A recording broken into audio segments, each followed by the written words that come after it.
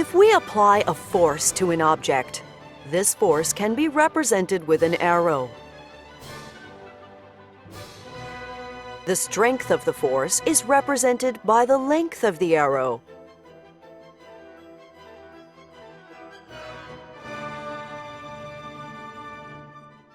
If an object experiences several forces at the same time, then the result is the same as if the object experienced just a single force that is represented by all the arrows added together.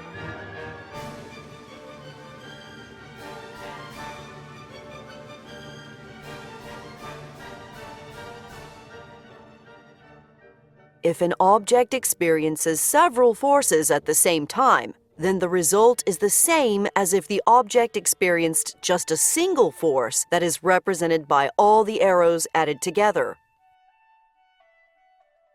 No matter what order we add the arrows in, the result is the same.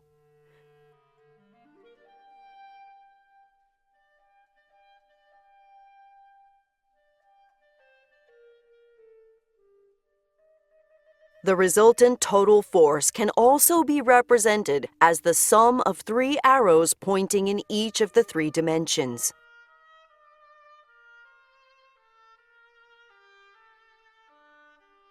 The effect of the forces in each of the dimensions can be analyzed separately.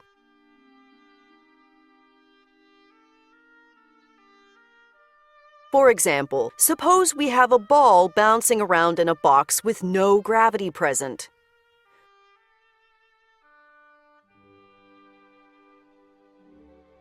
The ball's path in each dimension is the same as it would be if it was just bouncing around in a one-dimensional box.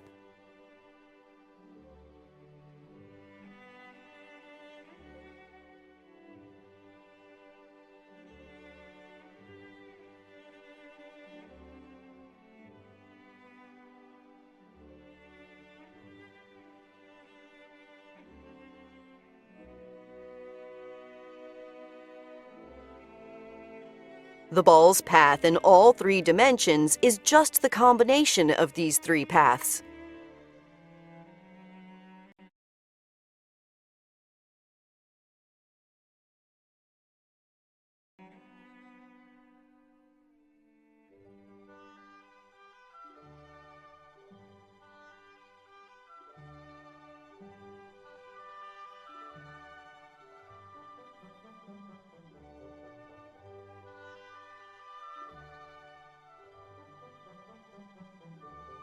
Now let us consider the path of a ball with gravity present. The ball's path in the y direction due to gravity is as follows.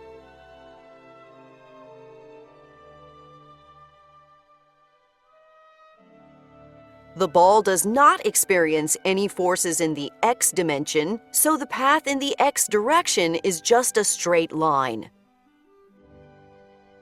The combination of the paths in these 2 dimensions ends up being the actual path of the ball.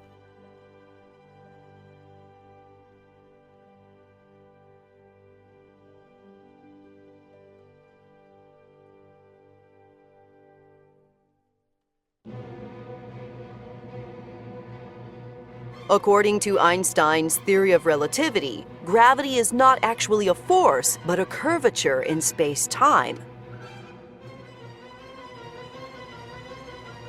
But we can think of gravity as a force when analyzing the path of objects such as this ball.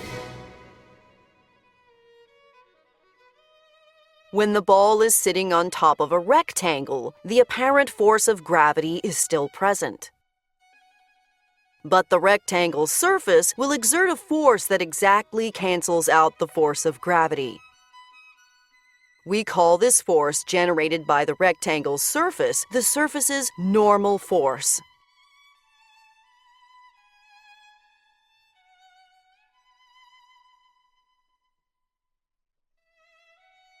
As the rectangle changes direction, this normal force stays at 90 degrees to the rectangle's surface. But the apparent force of gravity is still always downward.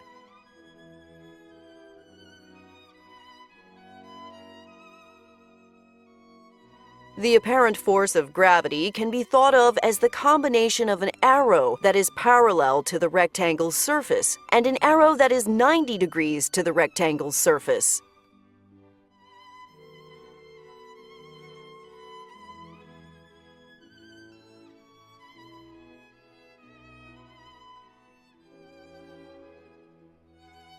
The portion of gravity that is at 90 degrees to the surface is always exactly cancelled out by the force that is generated by the rectangle.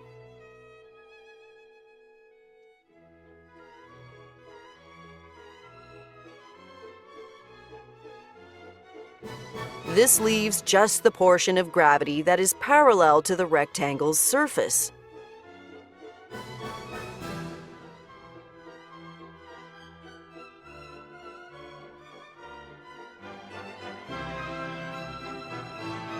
The larger the angle of inclination of the rectangle, the larger the portion of gravity that is parallel to the rectangle's surface.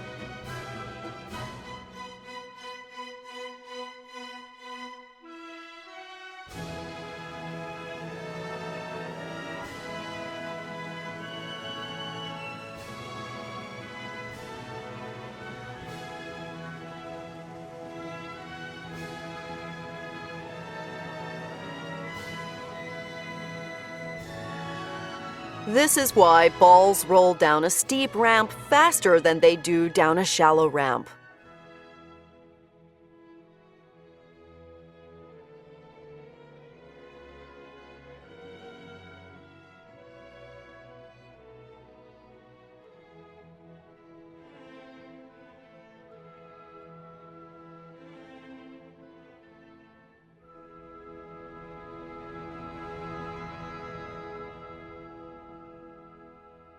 Much more information about the laws of motion and the effects of forces on objects is available in the other videos on this channel.